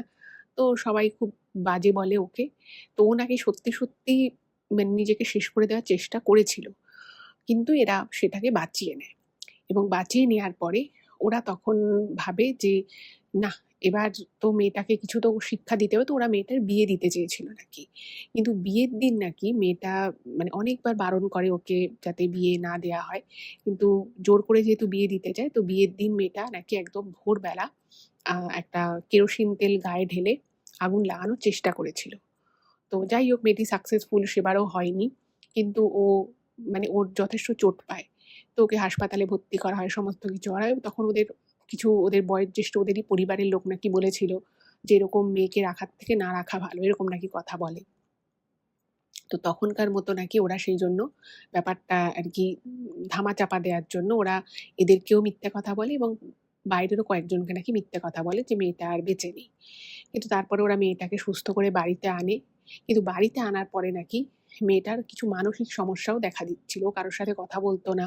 কথা বললেও খুব রুড কথা বলতো বা এমন কথা বলতো যেটার কোনো মানে নেই, অসংলগ্ন কথাবার্তা বলতো। তো তারপরে আস্তে, আস্তে ওরাও আশেপাশের লোকদের, মানে একটা জলজ্যান্ত একটা মেয়েকে তো আর ওইভাবে বাড়িতে লুকিয়ে রাখা যায় না। তো আস্তে, আস্তে সবাই ব্যাপারটা জেনেই যায় যে না, ওর কিছু হয়নি। কিন্তু এদের বাড়িতে আর সেই খবরটা এরা দেয়নি। কারণ এদের মনে হয়েছিল যে আমরা সম্পর্কটা মেনে নিইনি, তার জন্য এদের ছেলে চলে গেল। এবার এরা যদি রেগে গিয়ে কিছু একটা অ্যাকশন নেয় বা কিছু যদি করে, তো সেই সমস্ত চিন্তা ভাবনা, ভয়ে, কষ্টে আর ওরা এসব কিছু বলেনি এদের। তো তখন বলছে যে আমরা মেয়েটার সাথে একবার দেখা করতে চাই। তো ওদের বিশাল পরিবার, মানে ওদের আধা লোক তো, বাড়ির লোক তো এদেরকে পছন্দই করছে না। বলছে কেন এরা এসছে, কি জন্য এসছে। তো অনেক বলা কওয়ার পরে ওরা যখন মেয়েটার ঘরে ঢোকে, দেখছে একটা ছোট্ট ঘর। ঘরটা খুব যে পরিষ্কার পরিচ্ছন্ন, ওর বিছানাটা তাও নয়। ও মাটিতে বিছানায় শুয়ে রয়েছে এবং মেয়েটি সত্যিই খুব খারাপ অবস্থা। একদম রোগা হয়ে গেছে, চুল ফুল আঁচড়ানো নেই, একটা ময়লা পোশাক পরে রয়েছে। তখন বলছে যে আপনারা এভাবে কেন ওকে রেখেছেন? বলছে যে ওকে আমরা পরিষ্কার করে রাখলেও ও নোংরা করেই থাকে। ওকে খাটে দিয়েছিলাম, খাট থেকে বারবার ঝাঁপ দেওয়ার চেষ্টা করে। তো সেইজন্য আমরা ওর মাটিতে থাকার ব্যবস্থা করেছি। তো তখন বলছে আপনারা চিকিৎসা করাননি? বলছে সব রকম চিকিৎসা আমরা করিয়েছি, চিকিৎসায় আর কিছু হচ্ছে না। তো তখন ওরা বলে যে আমরা চাই মেয়েটা ভালো করে বাঁচুক। কারণ আমাদের ছেলের আত্মার কিন্তু শান্তি হয়নি। মানে অ্যাকচুয়ালি মেয়েটার বাবা-মা কিন্তু খারাপ ছিল না। তারা হয়তো পরিস্থিতির চাপে পড়ে, সমাজের চাপে পড়ে বা তাদের পরিবারবর্গ কেউ ব্যাপারটা হয়তো মেনে নেবে না। যেহেতু তাদের পরিবারে এরকম কোনো ঘটনা এর আগে কখনো ঘটেনি। সেই সমস্ত চাপে পড়ে হয়তো তারা সম্পর্কটা মেনে নেয়নি। কিন্তু যত দিন গেছে, যত সময় এগিয়েছে, তারাও যখন দেখছে যে তাদের মেয়ে প্রায় মৃতপ্রায় হয়েই রয়েছে, তাদেরও কোথাও না কোথাও একটা রিয়ালাইজেশন হয়েছিল যে বিয়েটা দিয়ে দিলেই হয়তো এত কষ্ট আর হতো না। এবং তারা মা এটাও বলে যে, "আমি আপনাকে সেদিন এই কথাটা বলেছিলাম ঠিকই, কিন্তু আমার মনে হয়েছিল যে আমার মেয়েটাকে হয়তো আর আমি বাঁচাতে পারব না। কিন্তু পরে আমি বুঝেছি যে, যে সমস্ত আত্মীয়স্বজন বা আমাদের চেনা পরিচিত যাদের কথা ভেবে আমরা সম্পর্কটা মেনে মানে মানতে পারিনি, আজকে কিন্তু তারা কেউই আর আমাদের মেয়ের কথা একবার জিজ্ঞেসও করে না। আমরাই মেয়ের চিকিৎসা করাই, আমরাই মেয়ের দেখাশুনো করি, সবকিছু আমরাই করি।" তো তখন বলছি যে, "আপনারা যে এই মিথ্যে কথাটা বললেন, একবার তো আমাদেরকে এসে জানাতে পারতেন।" বলছে, "আর কি জানাবো? আমাদের কাছে আমাদের মেয়ে তো সত্যিকারেরই, মানে আমাদের সেই মেয়ে, হাসিখুশি মেয়েটা তো আর সত্যি নেই। ও বেঁচেই আছে, কিন্তু প্রায় মৃতই হয়ে গেছে।" তো এরপরে অনেক কিছু ঘটনা ঘটে এবং যেটা ওই ঠাকুরমশাই বলেন যে, "দেখুন, আ ওদের তো বিয়েটা তো হয়নি। ওরা তো খুব চেয়েছিল একে অপরকে ভালোবেসে বিয়ে করতে, এবং মেয়েটির যে বাবা-মা তারাও কিন্তু বলে যে তারাও নাকি অনেক ডাক্তার দেখিয়েছে, অনেক ধরনের মানে ঝাড়ানো, সব রকম কিছু করেছে। ওদের মেয়েটাকে মসজিদে নিয়ে যাওয়া, কেউ বলেছে জিনে ধরেছে, কেউ বলেছে মেয়েটির হাওয়া বাতাস লেগেছে। সবকিছু ওরা করে দেখে নিয়েছে, কিন্তু মেয়েটাকে কোনোভাবেই সুস্থ করা যাচ্ছে না। তো তখন এনাদের যে ঠাকুরমশাই ছিল সে তখন বলছে যে, "আপনারা একটা কাজ করুন, আপনারা যদি মেয়েটাকে সুস্থ করতে চান, এবং এদের বাড়ির ছেলেরও তো একটা মুক্তির দরকার, কারণ ওদের ওই ঘরটা ওইভাবে রয়েছে। ওদের মানে ওর মামা মারা যাওয়ার পর থেকে না ওদের ঘরে কোনো আনন্দ অনুষ্ঠান সেভাবে মানে হতো, কিন্তু কোথাও না কিছু একটা এমন ঘটনা ঘটতো যাতে সে আনন্দটা অনেকটাই মাটি হয়ে যেত। ওদের বাড়িতে হয়তো কিছু একটা আনন্দের মুহূর্ত এলো, সঙ্গে, সঙ্গে কিছু না কিছু একটা এমন ঘটবে যাতে সবার মনটা আবার দুঃখে কষ্টে ভারাক্রান্ত হয়ে যেত। এবং ওদের বাড়িতে না, মানে ওর যে মামা ছিল, সৌভিকের মামা, পায়েস খেতে খুব ভালোবাসতো, গুড়ের পায়েস। তো ওর মামা মারা যাওয়ার পর থেকে ওই বাড়িতে কোনোদিনও মানে গুড়ের পায়েস হয়তো তৈরি করা হয়েছে, কিন্তু সেই পায়েস ঠিকঠাকভাবে কখনোই আগুন থেকে নামানো যায়নি। মানে গ্যাসে, উনুনে যেখানেই রান্না করুক না কেন পায়েস, মানে এমনি সাদা পায়েস করলে চিনি দিয়ে করলে হয়ে যেত। কিন্তু গুড়ের পায়েস যদি করা হতো, সেই পায়েস নয় দুধ কেটে যেত, নয় পুড়ে যেত, নয় সেই পায়েসের চালগুলো গলে গিয়ে গন্ধ বেরিয়ে যে খারাপ হয়ে যেত। এরকম কিছু না কিছু ঘটতো। এবং সবাই বুঝতে পারত যে ওর মামার এইভাবে অকালে চলে যাওয়াটাই কিন্তু এইসবের জন্য দায়ী। তো ঠাকুরমশাই তখন ওদেরকে বলে যে, "আপনারাও যদি চান আপনাদের মেয়ের সুস্থ হয়ে যাক, at least নিজের মতো করে ঠিকঠাকভাবে নিজের কাজটুকু নিজে যাতে ও করতে পারে নিজের হাতে পায়ে, যাতে ও স্বাভাবিক থাকতে পারে, তার জন্য একটা পথই খোলা আছে, সেটা হচ্ছে ওর বিয়ে দেওয়া। এবং বিয়েটা কিভাবে দিতে হবে? বিয়েটা কিন্তু অন্য কারোর সাথে দিলে চলবে না।" বলছে, "যে ছেলেটিকে ও ভালোবেসেছিল অর্থাৎ সৌভিকের মামা, বলছে ওর সাথেই বিয়ে দিতে হবে।" তো এটা শুনে তো সবাই খুব অবাক। বলছে যে, "যে মানুষটা আর বেঁচেই নেই তার সাথে কি করে বিয়ে দেওয়া সম্ভব?" তো উনি তখন বলেন, "এটাও সম্ভব। ওরা তো একে অপরকে খুব ভালোবাসতো। আর এই সৌভিকের মামা, তারও আত্মার মুক্তি হয়নি। সেও চেয়েছিল মেয়েটিকে বিয়ে করতে, সংসার করতে, আর ৫ জনের মতো সুখী একটা গৃহকোণ চেয়েছিল। সেটা তো হয়নি। তো ওর মুক্তি তাতেই হবে। ওর মুক্তি আর অন্য কোনো কিছুতে হবে না।" তো মেয়ের বাড়ির লোকও তখন রাজি হয়ে যায়। কারণ দেখছে যে মেয়েটা সত্যিই দিন, দিন রোগা হয়ে যাচ্ছে, ঠিকমতো খায় না। মানে কিরকম একটা পাগল, পাগল অবস্থা। তো তখন ওরা মানে সৌভিকের এই বাড়িতে, ওর দাদুর যে বাড়ি, সেই বাড়িতেই বিয়ের আসর বসে। একদম বাঙালি মতে বিয়ে হয়। কিন্তু সেই বিয়েতে কোনো আড়ম্বর ছিল না, কোনো আনন্দ নেই, কষ্ট নেই। কারণ সবাই কাঁদছে যে এই বিয়েটা যদি আজ থেকে অতগুলো বছর আগে যদি সবাই হাসি-খুশিভাবে দিয়ে দিত, তাহলে হয়তো এই ব্যাপারটাই ঘটতো না। কিন্তু এক্ষেত্রে ঠাকুরমশাই বলেছিল যে এই বিয়েটা বা এই যে অনুষ্ঠানটা হবে, এটা কিন্তু কোনো মানে আর ৫ টা সাধারণ বিয়ের মতো কিন্তু রিচুয়াল নয়। এটা কিন্তু একটা অন্য রকমের ব্যাপার হবে। বলছে যে এখানে কিন্তু মানে আমি মানে আরকি যাকে বলে আত্মাকে নামিয়ে আনা, আত্মাকে নামিয়ে এনে তার সাথে একটা বিয়ে দেয়া হবে। এটা কিন্তু খুব সহজ বিষয় নয়, এবং এটা করতে গিয়ে কোনো বিপদও ঘটে যেতে পারে। কারণ আ এই যে যখন কোনো আত্মাকে তার জায়গা থেকে মানে এই পৃথিবীর মধ্যে, মানুষের মধ্যে, সাধারণ মানুষের মধ্যে যখন নামিয়ে আনা হয়, তখন কিন্তু অনেক খারাপ আত্মাও চলে আসার একটা প্রবণতা থেকে যায়। ঠিক যেরকমভাবে প্ল্যানচেট করার সময় হয়। প্ল্যানচেট যখন আরকি কোনো একজন স্পেসিফিক কাউকে, কারোর আত্মাকে যখন কারোর মাধ্যমে, মিডিয়ামের মাধ্যমে যখন আনানো হয়, তখন কিন্তু সেই আত্মা না এসে অনেক ভুলভাল উল্টোপাল্টা আত্মাও কিন্তু চলে আসে। এটাও কিন্তু আমরা অনেক ক্ষেত্রেই অনেক ঘটনায় আমরা দেখেছি। আমার চ্যানেলেও এই প্ল্যানচেটের ঘটনা আছে। তাতেও আমরা আপনাদেরকে বলেছি। তো উনি বলেন এটাও কিন্তু সেরকমই। আর ওই ঠাকুরমশাই বলেন যে আমি তো এসব কাজ করি না, তো আমার একজন পরিচিত আছেন, তিনি হচ্ছেন একজন অঘরী। তো সেই অঘরীকে আনা হবে, সেই অঘরী কাজটা করবেন, ওনার পক্ষে মানে উনি মেন কাজটা করবেন, বাকি বিয়ের যে কাজটুকু সেটা আমি করব। তো এসব শুনে মেয়ের বাড়ির লোক তো প্রচণ্ড ভয়ও পেয়ে যায়। তারা বলে যে আদৌতে আমাদের মেয়েটা সুস্থ হবে তো? কারণ মেয়ের জন্য আমরা অনেক করেছি, এই ৮-৯ বছরে মেয়ের জন্য আমরা প্রচুর করেছি, কিন্তু কোনোভাবেই এই এতগুলো বছরে আমরা মেয়েকে সুস্থ করতে পারিনি। তো তখন ঠাকুরমশাই বলেন যে হ্যাঁ, ও সুস্থ হবে। ওর সামনে ও যদি একবার ওকে দেখে, ও তো মানে ওকে দেখার ইচ্ছে ছিল, ওর সাথে অনেক কথা ছিল, ওর সাথে ওর জীবনটা কাটানোর কথা ছিল। কিন্তু হঠাৎ করেই যখন সবকিছু শেষ হয়ে যায়, মেয়েটা সেই শকটা নিতে পারে না। বলছে যে আমার দৃঢ় বিশ্বাস আপনাদের মেয়ে একদম সুস্থ হয়ে যাবে, কিন্তু এই কাজটা করতে হবে। আর এই কাজটা করার জন্য মানে ওই যে জায়গাটা, মানে যে বিয়ের যে আসরটা হবে, সেখানে কিন্তু কোনো আত্মীয়-স্বজন, অন্য লোকজন কাউকে আনানো যাবে না, এবং খুব সচেতনভাবে কাজটা করতে হবে, এবং আমি মানে আমাদের যে অঘরী আসবেন, তিনি যেভাবে বলবেন ঠিক সেভাবেই কাজটা করতে হবে। কারণ এই কাজে যদি এতটুকু ভুল হয়, তাহলে কিন্তু মানে এক আত্মার বদলে যদি অন্য আত্মা চলে আসে, এবং তার সাথে যদি এই মেয়েটার বিয়ে হয়ে যায়, বা তার সাথে যদি কোনো একটা ভুলভাবে কোনো কানেকশন তৈরি হয়ে যায়, তাহলে কিন্তু মেয়েটার প্রাণ সংশয়, বা অন্য যারা এই কাজে বসবে তাদেরও প্রাণ সংশয় কিন্তু হতে পারে। ঠিক যেমনভাবেই প্ল্যান চেট করার সময় রিস্কটা থাকে। এরপরে সেই অঘরীর সাথে যোগাযোগ করা হয়। তো সেই অঘরী বলে দেন যে আমার এই জিনিসপত্র লাগবে, এবং এই বিয়ে বা মানে এই যে পুরো রিচুয়ালটা, এটা কিন্তু একটা বিয়ের ডেট দেখেই যে করা হয় তা কিন্তু নয়। এটা কিন্তু বিশেষ তিথি নক্ষত্র মেনে কাজটা করতে হয়।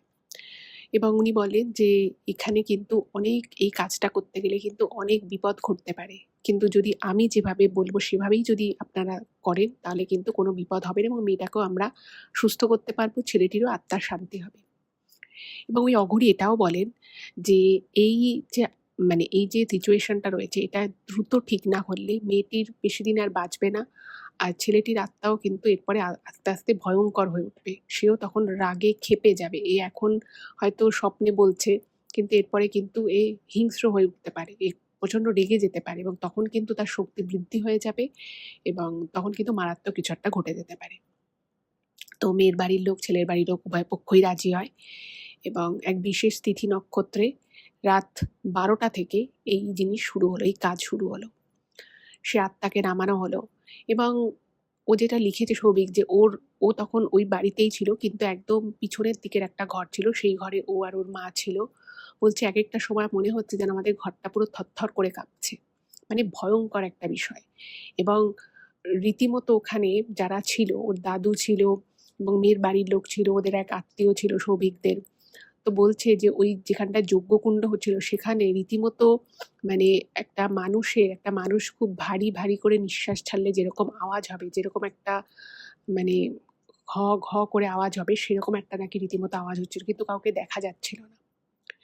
এবং যে আসনটা পাতা হয়েছিল, সেই আসনে যে কেউ এসে বসলো, হ্যাঁ, সেটা মানে একটা মানুষ বসলে সেই আসনটা যেমন একটু কুঁচকে যাবে, ঠিক সেরকম হয়। তারপরে বলে যে ওখানে একটা তামার পাত্র রয়েছে, সেই পাত্র থেকে জল নিতে সেই জল মাটিতে পড়ে যায়। মানে সে ভয়ঙ্কর দৃশ্য। মানে এই জিনিস যে অনেকে হয়তো শুনলে বলবে যে এরকম আবার কিছু ঘটে নাকি, এগুলো হয় না। কিন্তু যারা এই জিনিসগুলো প্রত্যক্ষ করে, তারা কিন্তু খুব ভালো করে জানে যে কি করে এগুলো হয়। এবং যেহেতু ওদের বাড়ির পাশেই প্রেস ছিল, তো সেই প্রেসের ওখানে না একটা মানে টিনের একটা শাটার মতো একটা দরজা ছিল, এবং সেই দরজায় না দাম দাম করে আওয়াজ হয়, এবং পরে ওরা বেরিয়ে দেখে যে ওই যে টিনের যে ওই দরজাটা, সেটা পুরো বেঁকে গেছে। মানে একটা মানুষের পক্ষে, কিন্তু একটা বা ২-৩টে মানুষের পক্ষেও হাত দিয়ে কিন্তু ওই রকম একটা টিনের, মোটা টিনের একটা দরজা বেঁকানো সম্ভব নয়। সেই দরজা নাকি পুরো বেঁকে গেছিল। সে ভয়ঙ্কর ব্যাপার। যাই হোক, তো সে আত্মাকে অঘরী নামায়, এবং নামানোর পরে তার সাথে কিন্তু ওই মেয়েটিকে বিয়ে দেয়। এবং বিয়ের পরে সেখানে কিন্তু বিয়ের জন্য সিঁদুর রাখা ছিল, ঠাকুরের আশীর্বাদী ফুল ছিল, সমস্ত কিছু ছিল। মেয়েটির বিয়ে হয়, এবং যে মুহূর্তে মেয়েটির মানে বিয়ে সম্পন্ন হয়ে যায়, সিঁদুর দান হয়ে যায়, এবং সিঁদুর কিন্তু সত্যি, সত্যি মেয়েটির সিঁথিতে পড়েছিল, এবং সেই জিনিস কিন্তু মেয়েটির মা ওখানে ছিল, বাবা ছিল, ওদের এক ভাই ছিল, তারাও দেখে, এবং তারা ভাবতে পারেনি যে এরকম কোনো কিছু তারা প্রত্যক্ষ করবে। এবং সবার চোখে শুধু জল, হাহাকার, কান্না। যে এই জিনিসটা কেন আমরা আগে মেনে নিলাম না। শুধুমাত্র পরিবারের লোকেদের চাপে, সমাজ কি বলবে এই চাপে শুধুমাত্র আমরা আমাদের মেয়ের এত বড় ক্ষতি করে দিলাম। কান্নাকাটি করছে এবং মেয়েটি যে মুহূর্তে আর কি ওই সিঁদুর দানেও মেয়েটি কিন্তু দেখতে পেয়েছিল। মেয়েটি ছেলেটার নাম মানে সৌভিকের মামার নাম ধরে চিৎকার করে, ওকে বলে তুমি এসেছো তুমি এসেছো, মানে ওইভাবে মেয়েটা হয়তো লাস্ট 7-8 বছরও কারোর সাথে এত স্পষ্টভাবে কথা বলেনি। মানে চোখটা এরকম পুরোপুরি খুলে কারোর দিকে হয়তো তাকায়নি। মেয়েটা এতটাই মুর্ছে গেছিল। সেই মেয়েটি মানে এক্সাইটমেন্ট ধরে রাখতে পারছে না। খুব স্বাভাবিক, সে যে যাকে এতটা ভালোবেসেছিল, যার সাথে সংসার করবে স্বপ্ন দেখেছিল, সেই মানুষটা চলে যাওয়া, পরিবারের মেনে না নেওয়া, সেই কষ্টটা তো একটা বিশাল কষ্ট না? তার বুকটা পুরো ফাঁকা হয়ে গেছিল। তো এরপরে যেটা হলো, মেয়েটির বিয়ে হয় এবং বিয়ের পরে মেয়েটি কিন্তু অজ্ঞান হয়ে যায় এবং ঠাকুরমশাই বলে যে সবকিছু ঠিক হয়ে গেছে, ছেলেটিরও এবার মুক্তি হয়ে গেছে এবং মেয়েটিও আস্তে আস্তে সুস্থ হয়ে যাবে। ওকে ওর জ্ঞান ফিরলে ওকে একটা জিনিস বলে যে এই জিনিসটা ওকে খাইয়ে দেবেন, ও ভালো হয়ে যাবে। তো ওরা তারপরে মেয়েটিকে জ্ঞান ফিরতে বাড়ি নিয়ে আসে এবং সত্যি সত্যি বাড়ি আসার পর থেকে কিন্তু মেয়েটি স্বাভাবিক আচরণ করে। মানে মেয়েটি রোগা হয়ে গেছিল, দুর্বল হয়ে গেছিল, সেটা এক জিনিস। কিন্তু আগে যেমন মেয়েটা বিড়বিড় করতো, অসংলগ্ন কথাবার্তা বলতো, কিছু কিছু সময় কাউকে চিনতেও পারতো না, সেই জিনিসগুলো কিন্তু ঠিক হয়ে গেল। আর অদ্ভুতভাবে সৌভিকের যে বাড়ি মানে ওদের যে দাদুর যে বাড়ি, সেই বাড়িতে ওর মামার ঘরে ঢুকলেই যে গা জ্বালা করতো, জিনিসপত্র পড়ে যেত, এগুলোও কিন্তু আস্তে আস্তে পুরোপুরি বন্ধ হয়ে গেল। মানে 2-3 দিনের মধ্যে পুরোটা বন্ধ হয়ে গেল। এবং এই জিনিস যারা চোখে দেখেছিল তারা মানে ওর দাদু, মেয়েটির বাবা মা সবাই মানে প্রচণ্ড কান্নাকাটি করে এবং সবাই বুঝতে পারে যে এই ধরনের ঘটনাও ঘটে এবং সবাই নিজেদের ভুলটা বোঝে যে তাদের যদি এই জিনিসটাকে যদি স্বাভাবিকভাবে সময় থাকতেই মেনে নিত, তাহলে হয়তো মানে এই পরিণতিই হতো না। তো এটাই ছিল ঘটনা। কেমন লাগলো জানাবেন। আর অবশ্যই এটা খুবই একটা দুঃখজনক ঘটনা, কিন্তু কিছু করার নেই। সমাজে এখনো আজকে এই 2026-এও কিন্তু এরকম অনেক পরিবার আছে যারা কিন্তু নিজেদের জায়গায় খুব অনড় থাকে, নিজেদের ডিসিশনে খুব অনড় থাকে, তাতে যাই হয়ে যাক না কেন। এই মানসিকতাটা কিন্তু একদম ঠিক না। তো এরপরে আমি একটা ইমেল আপনাদের সামনে পড়বো। তো আপনারা তো জানেনই এই ইমেল সেগমেন্টে আমি যারা পাঠান আমি তাদের নামটা নিই না, তাদের বর্তমান কোনো সমস্যা নিয়ে তারা লিখে থাকেন চিঠি। তো এই যে ইমেলটা আমি এখন আপনাদের সামনে পড়বো, সেই ইমেলটা না খুব ইন্টারেস্টিং এবং আমার মনে হয় আমি এটা যতটা বলতে পারবো, আপনারা যারা এই ঘটনাটা শুনছেন তারা হয়তো খুব ভালো আরো ভালো সাজেশন দিতে পারবেন। কারণ যিনি পাঠিয়েছে সে কিন্তু সাজেশন চাওয়ার জন্যই কিন্তু মেইনলি ইমেলটা করেছে। তো ইমেলটা আমি আপনাদের সামনে বলছি যে ইমেলে উনি কি লিখেছেন। তো এখন আমি যে ইমেলটা আপনাদের সামনে পড়বো, সেই ইমেলটা যিনি করেছেন তিনি জানিয়েছেন যে ওনার মেয়ে ক্লাস 6-এ পড়ে বর্তমানে। এবার ওনার মেয়ে ক্লাস 5 অব্দি একটা স্কুলে পড়েছিল। তো উনি তারপরে স্কুল চেঞ্জ করিয়ে ক্লাস 6-এ একটা অন্য স্কুলে ভর্তি করেছে। আর লোকেশনটা হচ্ছে আমি বলে দিচ্ছি আসানসোল। তো আসানসোলেই একটা অন্য স্কুলে ভর্তি করেছে। তো অবভিয়াসলি স্কুলটা কোয়েট স্কুল, ছেলে মেয়ে একসাথেই পড়াশুনো করে। তো উনি নাকি লক্ষ্য করছেন মানে বিগত 3 মাস ধরে উনি লক্ষ্য করেছেন যে ওদেরই স্কুলের ওরই ক্লাসের একটি ছেলের সাথে ওনার মেয়ে নাকি একটু বেশি কথা বলে, একটু বেশি মানে ক্লাস ছাড়াও মানে ক্লাসের মধ্যে পড়াশুনোর বিষয় ছাড়াও ও গল্প করে, তারপরে কোনো না কোনো বিষয়ে ওর বই দেয়, এ কোনো গল্পের বই পড়লে ওকে দেয়, ও কোনো গল্পের বই পড়লে একে দেয়, এরকম একটা বিষয়। এবং উনি যখন প্রথম বিষয়টা খেয়াল করেন তখন কিন্তু উনি ব্যাপারটাকে খুব ক্যাজুয়ালি দেখেছেন। কারণ ওনার মনে হয়েছে যে ঠিক আছে ক্লাস 6-এই তো পড়ে, বাচ্চা মেয়ে, তো হতেই পারে কোনো ভালো বন্ধু, সেটার মধ্যে তো কোনো অসুবিধে নেই। দুজনে মানে গল্পের বই এক্সচেঞ্জ করে করে পড়ে, দুজনে কোনো নতুন কালার বক্স কিনলে সেই কালার বক্সও এক্সচেঞ্জ করে, এরকম। এবার স্কুলে বুঝতেই পারছেন বাচ্চারা একটুখানি কেউ কাউকে হয়তো একটুখানি রাগায়, একটুখানি হয়তো কারোর নাম নিয়ে একটু মক করে। তো এরকম একটা ব্যাপার চলছে। তো সেটা ওনার কানে আসে যে ওনার মেয়েকে মানে বলছে যে ওই ছেলেটার প্রতি নাকি একটু বেশি দুর্বল, ওদের মধ্যে নাকি বন্ধুত্বের থেকেও বেশি একটা কিছু চলছে। এই বিষয়টা ওনার কানে আসে এবং সেটা বলছে কারা? ওনারই ক্লাস মানে ওনারই মেয়ের যারা ব্যাচমেট রয়েছে তারা। এবার যখন উনি এই বিষয়টা শোনে, ওনার কিন্তু একটু মজা লাগে যে বাবা ক্লাস 6 এ পড়ছে, এখন থেকেই এসব শুরু হয়ে গেল। প্রেম, ভালোবাসা এসব নিয়ে বন্ধুদের মধ্যে কথাবার্তা বলা এখনই শুরু হয়ে গেল, এরকম করে উনি ভেবেছে। যাই হোক এটা চলছিল। তো এর সাথে, সাথে উনি খেয়াল করেছেন যে ওনার মেয়ে আ ৩-৪ মাস আগে অব্দিও ওনার সাথে সব কথা শেয়ার করত, সবকিছু বলত। মানে মা-মেয়ের যেরকম সম্পর্ক হয় একটা সেরকমই সম্পর্ক ছিল।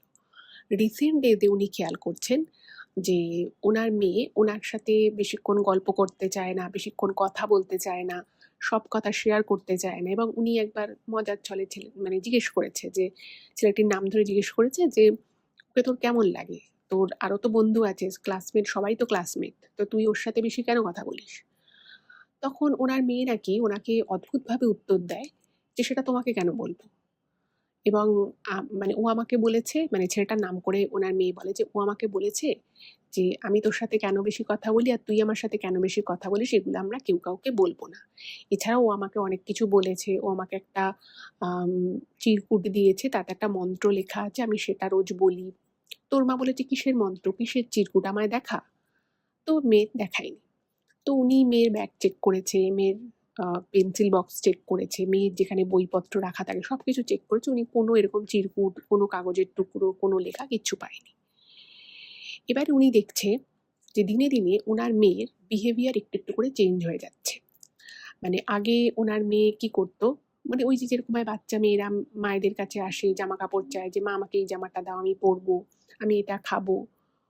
সেরকম ব্যাপারটা আর মানে আস্তে, আস্তে আর নেই। উনি লিখেছেন যে এখন একদমই নেই। আমার মেয়ে এখন নিজে থেকেই ঠিক করে যে সে কোন জামা পরবে, কোথায় যাবে, কার সাথে কি কথা বলবে। এবং আমি যত মানে জেন্টল প্যারেন্টিং যেরকম আর কি হয়, সেই ওয়াইতে আমি যতই ওকে ভালো করে জিজ্ঞেস করি না কেন যে, "কিরে আজকে", আমি সব বন্ধুদের কথাই জিজ্ঞেস করি যে, "ওর সাথে আজকে কি কথা হলো, তার সাথে আজকে কি কথা হলো?" ও সব বলে। কিন্তু যখনই আমি ওই ছেলেটার নাম করি, ও আমাকে কোনো কথা বলে না। এবং ও বারবার আমাকে বলে যে ওই ছেলেটা নাকি ওকে বলেছে কাউকে ওর বিষয়ে কিছু না বলতে। এবার এই বিষয়টা ওনাকে একটু ভাবিয়ে তোলে। তো উনি একদিন কি করেছে, উনি আম স্কুল ছুটির সময় ওই ছেলেটাকে দেখেছে। তো ডেকেছে, ডেকে নরমাল টুকটাক ২-১ টা কথা বলেছে। বলার পরে বলেছে, মানে ছেলেটাকে জিজ্ঞেস করেছে যে, "কিরে", মানে মেয়ের নাম করে বলেছে যে, "কিরে তুই ওর সাথে এত বেশি কথা বলিস, ওকে কি তোর খুব পছন্দ? ওকে কি তোর খুব ভালো লাগে?" তখন ছেলেটি ওনাকে একই অ্যান্সার দেয় যে, "আমাদের একে অপরকে ভালো লাগে কি লাগে না, আমরা কেন একে অপরের সাথে বেশি কথা বলি, বেশি কেন মিশি, সেটা তোমাকে কেন বলতে যাব? আমিও বাড়িতে বলি না, আর আমি ওকে বলেছি ও কাউকে বলবে না।" তো এইরকম একটা বিষয় ওনাকে না খুব ভাবিয়ে তুলছে। তো ছেলেটার মুখে এইরকম কথা শুনে উনি কিন্তু খুব টেনশনে পড়ে যান। যে ছেলেটা এমনিতে ওনার সাথে ভালোভাবেই কথা বলছিল ১ম এ। কিন্তু যে মুহূর্তে উনি ওনার মেয়ের কথা জিজ্ঞেস করে যে, "আমার মেয়ের সাথে তুমি কি কথা বলেছ?" আমার মেয়ে বলেছে, "তুমি ওকে একটা চিরকুট দিয়েছিলে, সেখানে একটা কিছু লেখা ছিল।" ছেলেটি কিন্তু সেই বিষয় নিয়ে কোনো কথা বলে না। মানে একটা কথাও বলে না। যেটা ওনার কিন্তু ভীষণ রকমভাবে অদ্ভুত লাগে। এবার ছেলেটার মা-বাবা দুজনেই ওয়ার্কিং। তো ছেলেটাকে মানে ওদের বাড়ির নিজস্ব গাড়ি ছিল। তো ছেলেটিকে দেখাশোনা করার একজন ভদ্রমহিলা, তিনি ছেলেটাকে স্কুলে ড্রপ করে, আবার স্কুল ছুটি হলে ছেলেটিকে নিয়ে যায়।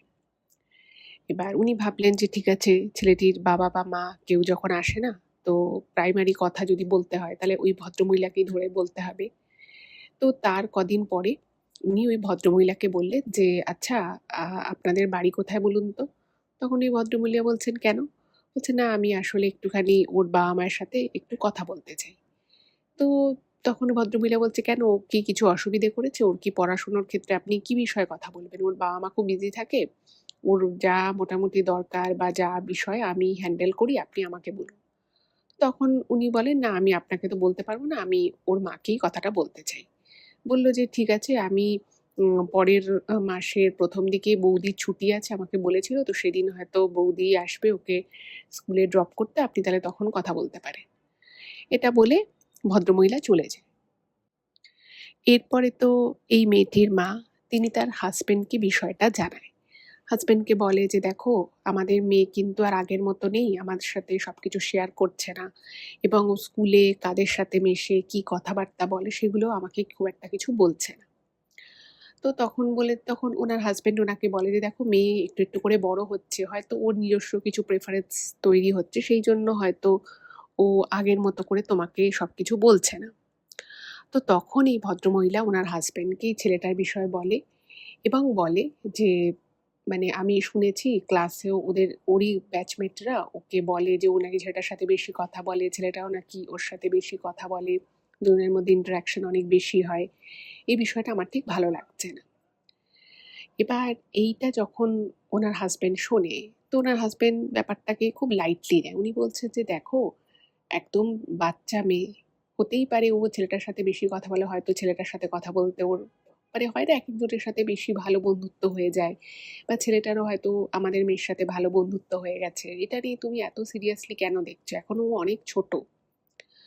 তো তখন উনি বলছেন, "না, বিষয়টা আমি সেইভাবে ভাবছি না। আসলে আমাকে মেয়ে বলেছিল যে ওকে একটা নাকি ছেলেটা চিরকুট দিয়েছে এবং আমি ওই ছেলেটার বিষয়ে যখন জিজ্ঞেস করছি ওকে তো স্পেশালি কোনো কথা বলছে না। এবং বলছে ছেলেটা নাকি ওকে বলেছে যে আমরা যে কথা বলি, আমরা যে অনেক কিছু আলোচনা করি সেগুলো বাড়িতে না বলতে।" তো তখন এটা শুনে ওর বাবারও একটু অ অ অবাক লাগে যে এমন কি কথা যেটা বাড়িতে বলা যাবে না, বা ওরা ঠিক করছে যে ওরা বাড়িতে এ বিষয়ে কিছু জানাবে না। এটা তো খুব একটা ঠিক ব্যাপার নয়। তো তখন এই ভদ্রমহিলা বলে যে, "ছেলেটিকে তো ওর বাবা বা মা কেউ ড্রপ করতে আসে না। ওকে দেখাশোনা করার একজন ভদ্রমহিলা আছে। তো তিনি ওর সমস্ত ব্যাপারটা দেখে। তো আমি ওই মহিলাকে বলেছি যে আমি ওর মায়ের সাথে কথা বলতে চাই।" তো তখন ওনার হাসব্যান্ড বলছে যে, "তুমি একটু তাড়াহুড়ো করছো না তো? ব্যাপারটা হয়তো অনেক স্বাভাবিক, সাধারণ। আমরা হয়তো একটু বেশি ভাবছি।" তখন উনি বলছেন, "না, আমি যা ভাবছি একদম ঠিকঠাক ভাবছি। আমাকে ব্যাপারটা পুরোপুরি বুঝতে হবে।" তো এরকম উনি ওয়েট করে। তো ওই ভদ্রমহিলা বলে যে, "হ্যাঁ, পরের মঙ্গলবার দিন উম মানে ছেলেটার আরকি মা আসবে। তো আপনি কথা বলে নেবেন।" এবার ইন দ্য মিন টাইম এই ভদ্রমহিলা যিনি আমাকে ইমেইলটা করেছেন তিনি জানিয়েছেন যে তিনি ওদেরই ক্লাসের মানে ওনার মেয়েরই ক্লাসের ২-৩ টে আরো ছেলেমেয়ের সাথে কথা বলেছে এবং তারাও কিন্তু একই কথা বলেছে যে এরা দুজন কিন্তু খুব কথা বলে নিজেদের মধ্যে। তো এবং ওদের যে ক্লাস টিচার সেই ২-৩ বার ক্লাস টিচার কিন্তু এই কথা বলার জন্য বকাও খেয়েছে ওরা। বিষয়টা আরো ওনার একটু খারাপ লাগে। এবারে যেদিন ওই ছেলেটাকে তার মা স্কুলে ছাড়তে আসে, সেদিন তো উনি আগে থেকেই ওয়েট করছিল যে ছাড়তে এলেই আমি ওর মায়ের সাথে কথা বলব। তো সেদিন ১ম এ ২-৪ টে কথা হয়েছে এবং ছেলেটির মা বেশ চিন্তিত ছিল যে, "হ্যাঁ, আমি শুনলাম আ ওর কাছে যে আপনি আমার সাথে কথা বলতে চান। ঠিক কী বিষয়ে কথা বলতে চান বলুন তো?" তো তখন উনি ব্যাপারটা খুব ভালো করে গুছিয়ে বলে যে, "আসলে ব্যাপারটা হচ্ছে যে আপনার ছেলে আর আমার মেয়ে খুব ক্লাসে গল্প করে ওদের নিয়ে। বাকি স্টুডেন্টরাও বিভিন্ন ধরনের হাসি ঠাট্টা করে, সেটা না হয় আমি ছেড়ে দিলাম। কিন্তু ওরা কী কথা বলে, কী না বলে সেটা নাকি আপনার ছেলে বলেছে বাড়িতে না জানাতে এবং আপনার ছেলে কিছু একটা চিরকুট লিখে দিয়েছে। সেটা কী লেখা আছে, কী ব্যাপার আমি তো জানি না। তো আপনি যদি একটু আপনার ছেলের সাথে এ বিষয়ে কথা বলেন।" তো এই কথা যখন ভদ্রমহিলাকে বলা হয়, তো ভদ্রমহিলা না মানে প্রচণ্ড রেগে যায়। মানে যতটা রিঅ্যাক্ট করা উচিত তার থেকেও অনেক গুণ বেশি উনি রিঅ্যাক্ট করে। উনি চিৎকার চেঁচামেচি করে এবং ফলে আশেপাশে আরো গার্জিয়ানরা ছিল, তারাও বিষয়টা শুনতে পায়। বলছে, "আপনি কি বলতে চাইছেন? এইটুকু বাচ্চা ছেলেমেয়ে তারা কথা বলে, আপনি সেটাকে খারাপভাবে পোট্রে করছেন। কেন এরকম বলছেন?" একটা খুব বাজে বিষয় হয় এবং বাকি গার্জিয়ানদের মধ্যেও এই কথাটা ছড়িয়ে যায় যে এরকম একটা কথাবার্তা হয়েছে। তো এরপরে যিনি আমাকে ঘটনাটা পাঠিয়েছেন, তো ওনার হাসব্যান্ড কি করে তার মেয়ের সাথে কথা বলে। মাকে কিছু বলছে না। তো উনি চেষ্টা করে যে যদি বাবাকে কিছু মেয়েটি বলে। তো ওনার হাসব্যান্ড যখন তার মেয়েকে জিজ্ঞেস করে যে, "কি ব্যাপার? তোমাদের মধ্যে কি এমন কথা হয়? কি এমন ব্যাপার যেটা তুমি আমাদের সাথে শেয়ার করছো না?" তো তখন অনেক রকম করে বুঝিয়ে বাঝিয়ে ওনার হাসব্যান্ড ওনার মেয়ের থেকে যে কথাগুলো বার করে সেটা কিছুটা এরকম ছিল যে ছেলেটা নাকি ছেলেটা নাকি টিফিনে মিষ্টি আনতো। এবার টিফিন টাইমে মিষ্টি এনেছে তো ওকে নাকি একটা গোটা মিষ্টি খেতে দিত। তো ও খেয়ে নিয়েছে এবং ওকে বলে যে, "তোকে আমি পরপর ৩ দিন মিষ্টি দেবো। তুই কিন্তু এই ৩ টে মিষ্টি পরপর ৩ দিনই খেয়ে নিবি। আর ওটা খেলে নাকি মানে ওকে বুঝিয়েছে যে খুব ভালো রেজাল্ট হবে, খুব ভালো মার্কস আসবে, সব পড়া বুঝতে খুব সহজ হবে, অঙ্ক করতে নাকি সুবিধা হবে, এরকম বুঝিয়েছে। আর যখন ওনার হাসব্যান্ড জিজ্ঞেস করে মেয়েকে যে, "তোমাকে কিছু লিখে দিয়েছিল একটা কাগজে?" বলছে, "হ্যাঁ, আমাকে ৩ টে শব্দ লিখে দিয়েছিল।